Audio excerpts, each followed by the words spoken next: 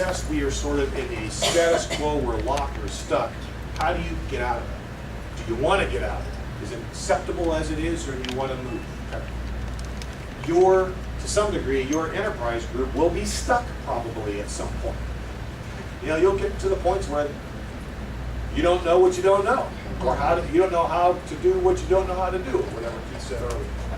Okay, so that's the basic premise of the book. So grab a couple pieces for you. Here's what when we say generative leader, here's what we're talking about. This is pretty new to the American education scene. Generativity and generative leadership is not a term that's out there. Okay? That was another reason why we wanted to go this direction. I didn't want the differentiated learning. Someone's already spoken to that.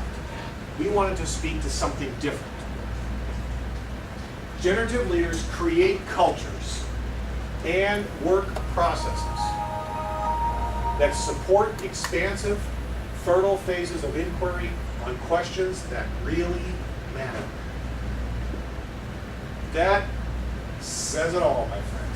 That's about as pithy as I can make it be. Generative leaders create cultures.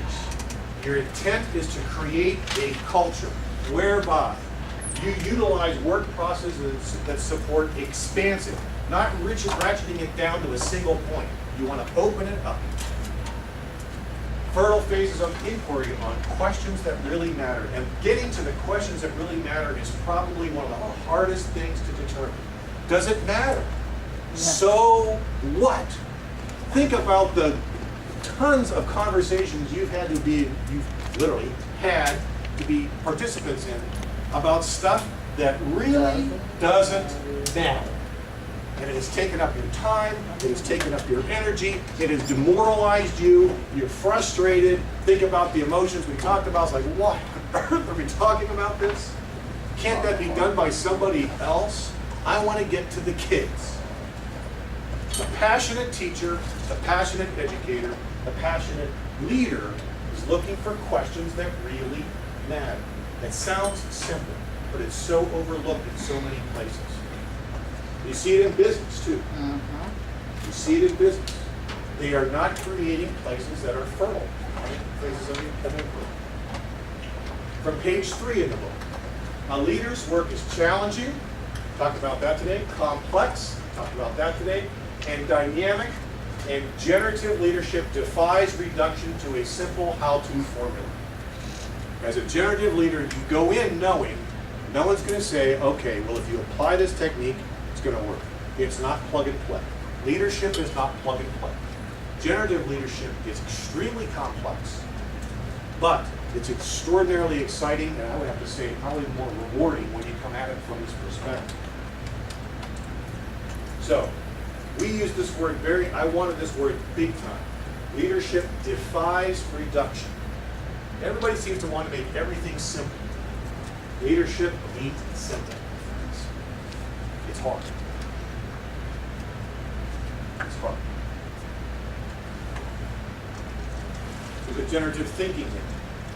Thinking things. You lead in a way that generates energy toward potential and possibility for themselves, their staff, their students, and their community.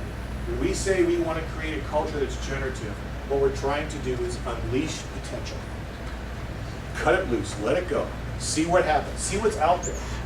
Visible and invisible. Visible and invisible. Oh yeah, this is all. Yeah, we didn't put a page number for it. Another kind of new word. These leaders see the future as being shapeable. See, again, it is about certainly dealing with a problem today. I've got to get this solved, I've got to do this, I've got to get it done. But what I'm trying to do is really shape the future. I'm really trying to look beyond the now. Let's get it out there. So what I'm trying to do today is not definable quite yet.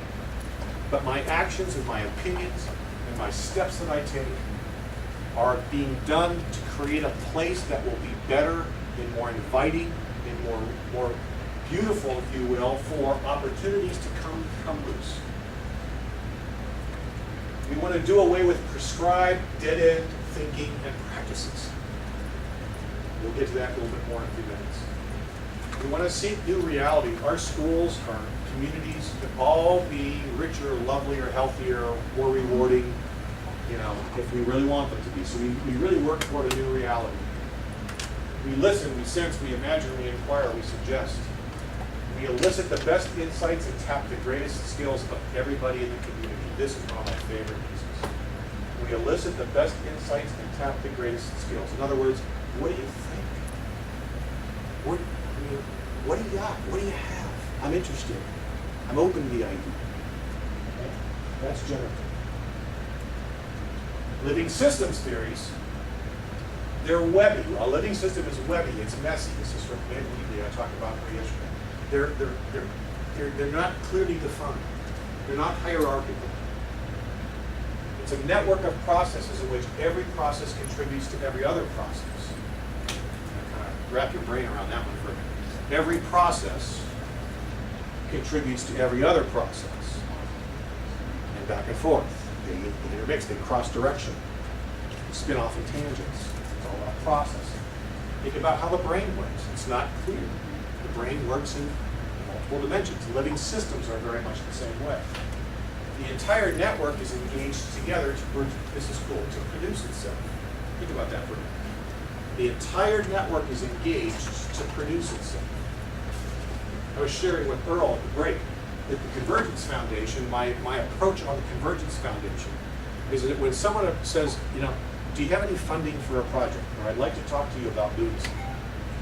When I go in and start to have the conversations and assess whether or not it's going to have some value or it's going to be appropriate for us to work together, I consider the potential growth of that project as a node on a big network. In the foundation, when people say, well, what's your foundation do? Well, it's a little tricky for me to say it in 8 words or less, because we're creating a network of nodes, a positive, healthy, engaged, brain-based, project-driven, you know, and then the network starts to intersect with itself. It starts to work without me ever being around, because I spent the time making sure the node was built well and the connections are made, and then you get out of its way and let it work. And it begins to, like, virally start to work itself out. So from your enterprise, think about your enterprise and how your kids, what's the perspective they're going to bring to the room? Are they going to bring, well, who's in charge? Who are the vice chairs? Who are the subordinates? Who are the subordinates? You do this, you do this, you do this. Or are you going to be the building network? So cool. They consist of visible and invisible interactions that play with us. Living systems play with us. They offer information when we don't expect it to be there. They go, oh, where'd that come from? If I believe that or not. Should we think about that? We have resources for something, all of a sudden it's messing with us, and you're going, wait a minute, where'd that come from? Well, it's the system, it's just kind of working. It's just so cool. And it's all about interconnectedness, okay? The generative leader sees him or herself as a living system within a living system. So even yourself personally, if you think about yourself as not a static item, you are also shifting and flexing and bending and growing and stretching and challenging and stepping back and wondering. I mean, you're like a whole network of growth and networking at the same time, and you're within a whole other one. It's webby, it's messy. So cool. Brain-mind stuff we talked about yesterday. Learning is a function of the human brain and body. It's a process that has a far better research base than ever before in history. There's so much information we can't. I think it's malpractice, quite frankly, if you don't lean on the brain research as an information base. Research showing the connectedness between brain function, body function, and even the environment. We talked about the census today. We had a little bit of that. The core of knowledge is about learning. Grows, shifts, contradicts, and surprises us. So we think we know something some days, and then new research comes out and it goes, not so much anymore. Right? Just because it's found once doesn't mean it's permanent information, because new technologies might help us discover a contradiction to that. It happens in science, right? It happens all the time. And the constant information on natural learning is the fuel that feeds the directions of the generative leader in school. In other words, there's so much information about how learning occurs from a school leader's perspective. That's really the lifeblood. I need to know how learning occurs so I can shape my school and shape my district and shape their future so that it aligns with what we know about learning. Because that's my ultimate responsibility, is to make sure learning occurs. We talked about these yesterday, so I'm just going to leave that out. We'll skip through the break.